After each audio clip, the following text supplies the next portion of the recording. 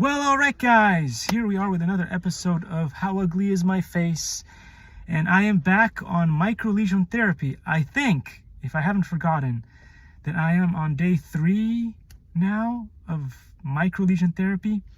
And is it going well or is it going absolutely nastily? I don't know. I have a new wrinkle now. Jeez, this age thing is rough. I only used to be here. And then we had this, and then we had the wrinkle within a wrinkle in there. And now, look at this. This is brand new.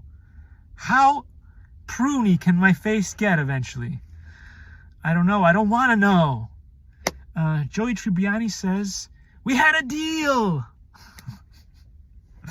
That's what he says. Anyway, I was just hanging out, watching the good old Netflix as we take a look at the face of the moles, the innie and the outie here. The other mole.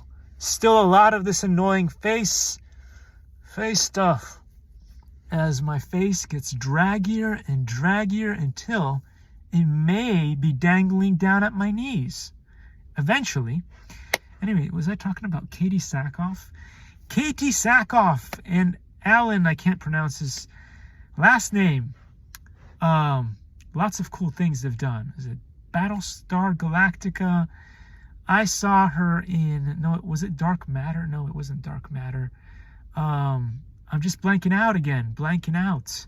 She's done so many cool things where she plays the heroic lady in the movie, and it works so well for her.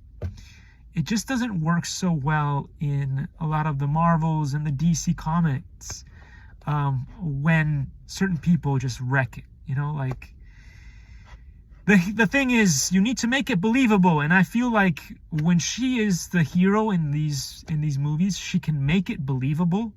You're like, yeah, okay, I believe that she can be the hero in this movie. She does it very well, and then sometimes in other movies, it just doesn't work. Another Life. I think Another Life is another good example of how she stars in that movie, and she makes it believable. And a lot of these sci-fi, I think we should bring back science fiction, where you're not going into another movie, like you're not taking something that's well structured and already exists. And so in the minds of certain people, especially the old fans, they have this idea, this box in which a character fits into, which is why the modern James Gunn version of Superman just whacked everybody off.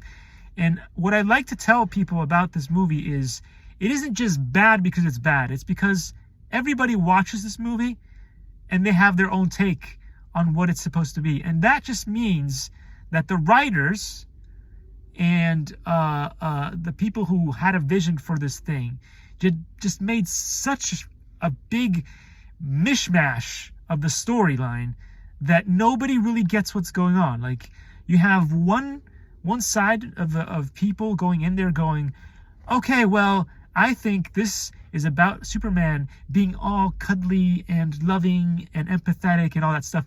Then how does that work with that scene where he goes in and goes, "Lex, where's my dog, man?" I mean, I thought he was the Hulk, the Hulkster in that part. So that's doesn't work, right? Would you go into your boss's office and wreck his desk and send it across the room into the window and shatter everything? Is that what an alpha dog does these days? I just don't know. I don't know. Like, what is it?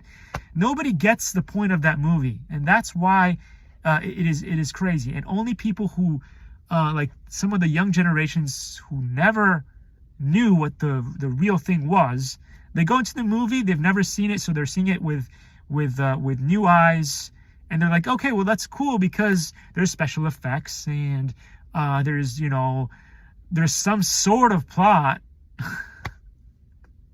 and then everything goes south because nobody really gets who this new Superman is. He's definitely schizophrenic.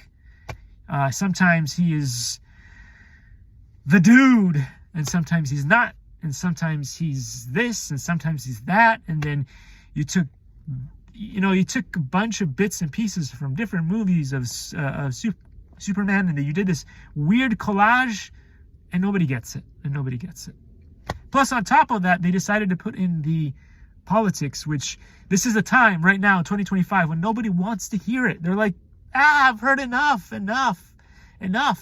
Like, maybe if they've made this movie when it was, before this whole thing of Donald Duck versus Joe Obama, before it, if they'd made this movie back then, it wouldn't have been so controversial, and people would, but right now it's just like, nobody gets what the point of that movie is. And so that's why I'm saying, like, let's bring back sci-fi and let's make new characters. I say this all the time. I will go out and I will watch a diverse cast and have a great time with it. Have you guys seen the latest, I think I recently watched Uglies on Netflix. Uglies, pretty fun movie, sci-fi cast. You go into a completely new kind of reality, right? It's not based on any particular comic book that most people have heard of. And you just look at this story and you're like, this is pretty believable. There's a hero, there's a girl hero, there's a boy hero, there's everything. There's everything, and it's fine. It's fine. And I think the problem is when Hollywood, when Disney, when these people just try to do this whole thing where they take old characters and they just want to give a spin on that, and it's not a spoof, right? If you make a spoof, they make the Batman, okay? Do the new version of Batman, and he's wearing a tutu, right? He's wearing a tutu, and he has a new special weapon. Fine. You can make a funny comedy about that, and everybody will watch it. I will go watch that movie, and I'll be like, yeah, that's funny. Make it funny, make it hilarious. Make it have sparkles and all that stuff. I will go watch that. As somebody who does that with my RC toys, I will go watch that. Just stop doing this thing where you're just like, no, that's not Superman. Whatever you did, that was not Superman.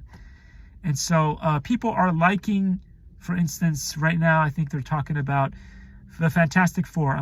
I'm personally not a fan of the Fantastic Four, but if I was to go out right now to the movie theater, I would probably go watch something like that. But actually, I'd probably go watch the other one with Somebody Call Saul. Leave me alone. I'm on vacation. My wife told me to be a good dog and not just, pick a fight with anybody who just shows up in my way today. I just want to chill. Anyway, so again, guys, I've got wrinkles here. I've got wrinkles. This is a new wrinkle that I didn't have before. So is the treatment working? Again, it's only day 3. You got to give it a minute. You just stop being so on edge on how quickly things go. You know how long it took me to slim down from 75 kilos to now somewhere, I think is it close to 60 or under 60, whatever 120 pounds is in kilos. I went from 75 kilos to whatever that is. Don't make me do math, please. It took me, I think now it's close to 11 years. So I just stuck with it. That's about it. And I have the worst genetics. And, they say that you need to allow the muscle to keep all the water in, right? My body likes to collect water in the fat cells. That's what it likes to do. So I look like, when I put on weight, I look plump. I look like I'm on steroids, basically, when I am on a regular diet in general. So I have to mostly only have water because I can get rid of as much water as possible during the day. Basically, when I wake up in the morning, my goal is to lose as much water as I possibly can and basically clean out my body from water. That is what it's come to in the modern age of what we're doing today. So I'm going to have another video coming up later on of me showing you what it's kind of looking like. Here, the bones and all that stuff in the other video that I'm going to do later. But yeah, day 3, and that's where we are. it is what it is. It's a lot of hard work. Nobody wants to do it, but it's got to get done. And the pain in my side is better, so I guess it works.